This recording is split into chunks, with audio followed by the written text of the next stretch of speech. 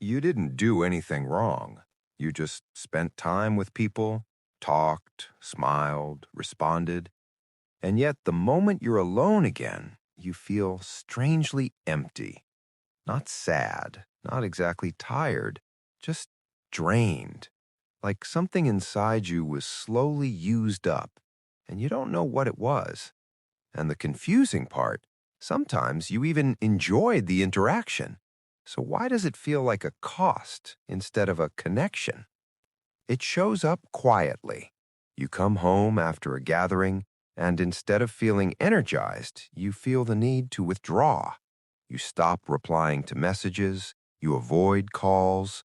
Even small interactions start to feel like effort. And then the self-talk begins. Why am I like this? Other people don't get this tired. Am I just antisocial? But it's not just about being tired. It starts shaping your identity. You begin to hesitate before saying yes to plans. You overthink conversations after they happen. You replay what you said, what you should have said, what they might have thought. And slowly, socializing becomes something you calculate instead of something you naturally step into. This isn't random, it's a pattern, a psychological one, and it often has less to do with liking people and more to do with how your brain processes interaction. But to understand that, you have to look at what your mind is actually doing during those moments. You're not broken. You're not bad at people. And you're definitely not the only one. What you're experiencing is not a flaw. It's an adaptation, a response your brain learned over time to manage social complexity. Because socializing is not just talking. It's prediction, it's interpretation, it's regulation. It's your brain constantly asking, am I being understood? Do I belong here? Am I safe to be myself?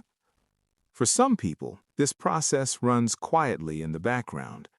For you, it runs louder, more active, more detailed.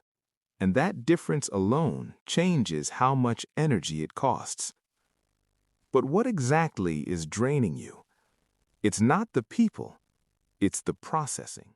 4. Psychological mechanism. Think of your brain like a control room. Every social interaction sends signals into it. Tone of voice, facial expressions, pauses in conversation. For many people, this system filters automatically, but for you, the system stays highly alert. This is closely linked to something called cognitive load. The more your brain has to track, interpret, and predict in real time, the more energy it consumes. Now add another layer, self-monitoring. You're not just listening, you're also observing yourself. How do I sound? Was that awkward? Am I talking too much or too little? Visual, slow-moving light patterns. This creates a loop. Your attention splits between the outside world and your internal commentary. And here's the key mechanism. Your brain treats social uncertainty as something that needs to be controlled. This activates regions associated with effortful thinking and emotional regulation, which means even if the conversation is pleasant, your brain is working harder than it needs to. A simple mental model. 2 batteries. One battery for interacting, one battery for monitoring yourself. Most people use mainly the first. You're using both at the same time. So the drain isn't surprising. But here's the question that matters. Can you reduce the drain without changing who you are? Not by forcing yourself to be more social, but by adjusting how your brain engages with social situations. Number 1. Reduce self-monitoring in real time. What to do?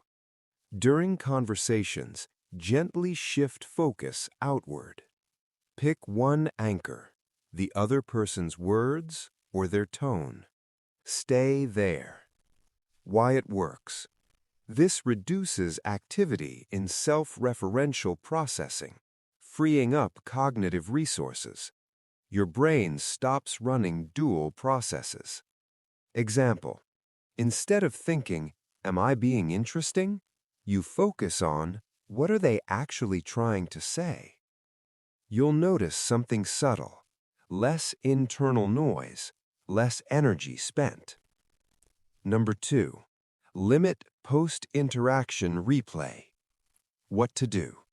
Set a boundary for reflection. Give yourself 5 minutes to think about the interaction.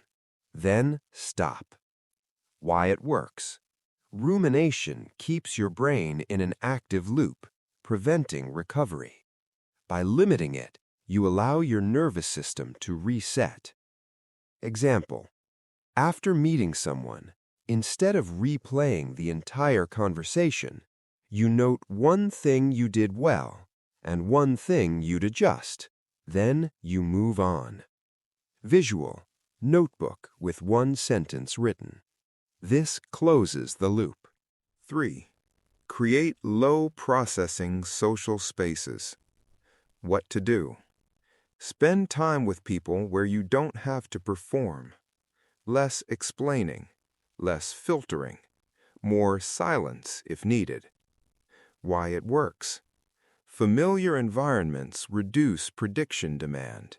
Your brain doesn't need to constantly assess safety or meaning. Example: sitting quietly with a close friend without needing to fill every pause. This is socializing without the cognitive tax. 4. Space out social input. What to do? Don't stack multiple social interactions back to back. Give yourself recovery time. Why it works. Your brain needs downtime to process accumulated stimuli.